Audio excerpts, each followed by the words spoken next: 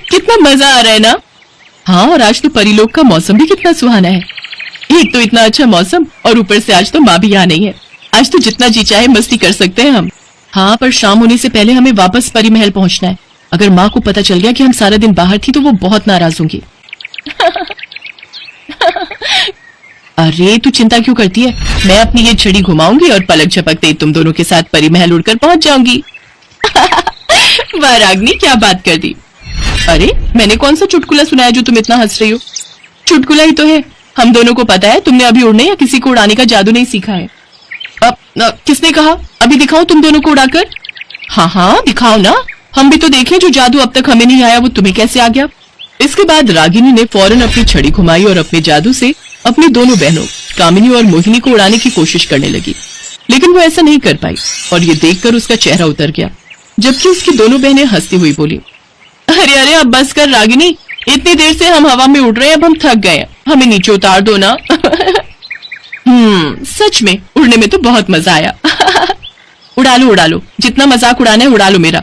देखना तुम दोनों, जब मैं माँ से ये वाला जादू खूब अच्छे से सीख लूंगी ना, तब तुम दोनों को हवा में उड़ाकर आसमान में ही लटका दूंगी। ये कहानी इन्हीं तीनों बहनों की है, रागिनी, कामिनी और मोहिनी, जो आपस में बहनें थी और असल में परीलोक की 3 राजकुमारियां थी। तीनों बहनें खूब मस्तीखोर थी। जब भी उनकी माँ यानी परीलोक की रानी किसी काम से बाहर जाती तो तीनों बहनें परी महल से निकलकर खूब मटर गश्ती करती। फिर उसी शाम रागिनी, अरे माँ आप आ गई, कितनी देर कर दी आपने? पता है माँ, हम तीनों ने सारा दिन आपका इंतजार किया कि कब आप आएंगे और हम सब साथ बैठकर खाना खाएंगे। अच्छा ऐसी बात है क्या? इतना कहते ही रानी परी ने अपनी आंखें बंद की और अपने जादू से उस बीते दिन को अच्छी तरह देखा। मैंने सब देख लिया कि तुम तीनों कैसे झूले में बैठकर मेरा इंतजार कर रही थी, वो भी सारा दिन। क्यों, सही कहा ना मैंने? माँ आप ये कैसे कर लेती हो? अरे पागल, माँ को कौन सा जादू नहीं आता? माँ हमें भी सिखाओ ना, हमें भी सारे जादू सीखने हैं। हाँ हमें चीजों को उड़ाना तो आता है पर खुद नहीं उड़ना आता। वो इसलिए क्योंकि तुम तीनों बहुत चंचल हो, जादू सीखने के लिए बहुत एकाग्र होना पड़ता है। चलो अब ये सब छोड़ो और खाना खाकर सो जाओ। कल तड़के सुबह ही मैं तुम्हें सिखाऊंगी कि कैसे उड़कर कहीं भी पहुंचा जा सकता है। ठीक है? ठीक है माँ।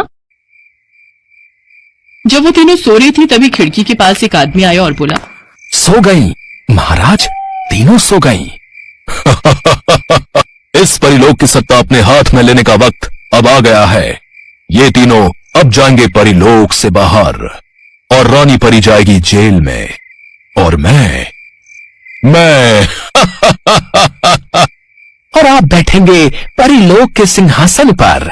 महाराज अनंत सिंह की जय हो, जय हो। ये है परीलोक का महामंत्री और रानी परी का सलाहकार अनंत सिंह, जो असल में बहुत ही दुष्ट था। अनंत सिंह सारे जादू जानता था और खुद परीलोक का राजा बनना चाहता था। उसने अपने जादू से रानी परी को बेड़ियों में कैद करके उनसे उनकी जादुई छड़ी भी छीन ली। दुष्ट अनंत सिंह, तूने दिखा दी ना अपनी असलियत, मैं तुझे छोड़ूंगी नहीं। तू क्या कर लेगी बुढ़िया, तेरी छड़ी तो मेरे पास है, तो अब तुझसे कोई जादू तो होगा नहीं। और रही बात तेरी बेटियों की, तो उन्हें भी ठिकाने लगा चुका हूँ मैं। रानी परी को लगा कि अनंत सिंह ने उसकी तीनों बेटियों को मार दिया है। वो फूट फूट कर रोने लगी। उधर धरती पर जब तीनों राजकुमारियों की आंख खुली तब, अरे ये हम कहाँ गए और ये हमारे कपड़ों को क्या हुआ? माँ कहाँ है और हमारा परी महल? लगता है ये धरती लोक है। माँ ने मुझे बताया था इस लोक के बारे में, पर हम यहाँ आए कैसे और अब वापस कैसे जाएंगे? चलो किसी को ढूंढते हैं और उससे मदद मांगते हैं। अनंत सिंह के जादू से तीनों राजकुमारियों के कपड़े एकदम सादे हो चुके थे और वो बहुत ही गरीब दिख रही थी। फिर एक झोपड़ी के बाहर रुककर रागिनी ने कहा, कोई है? हाँ मैं हूँ, पर तुम कौन हो बेटी? प्रणाम माँ जी, मेरा नाम रागिनी है और ये दोनों मेरी बहनें हैं, मोहिनी और कामिनी।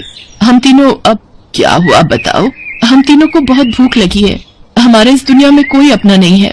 अरे ऐसा क्यों कहती हो? वो ऊपर वाला है ना, वो सबका रखवाला है। आ जाओ, अंदर आ जाओ।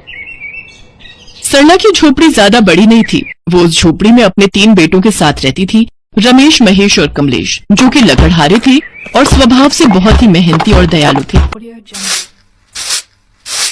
ऐसे ही कई महीने बीत गए। फिर एक दिन, अब मेरी उम्र हो गई, पता नहीं मुझे कब भगवान अपने पास बुला ले।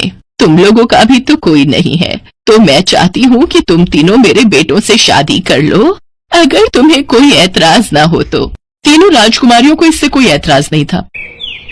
जैसे ही तीनों भाइयों ने अपनी अपनी पत्नी की मांग में सिंदूर भरा, अचानक एक तेज रोशनी हुई, जिसके साथ ही तीनों राजकुमारियां अपने असली रूप में आ गईं और उन्हें उनकी जादुई शक्तियां भी वापस मिल गईं। ये सब देखकर सरला ने अपनी तीनों जादुई बहुओं के सिर पर हाथ रखते हुए कहा, तुम तीनों तो साक्षात लक्ष्मी का अवतार हो। तुम तीनों को अपनी बहुओं के रूप में पाकर मैं तो धन्य हो गई।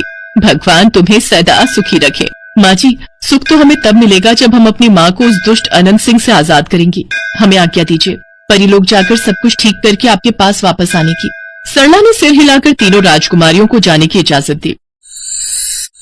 तीनों राजकुमारियों ने मिलकर अनंत सिंह का सामना किया और उसे हराकर परीलोक और रानी परी को आजाद करवाया। और फिर, कहाँ जा रहे हो मेरी बच्चियों? अब मुझसे दूर मत जाओ।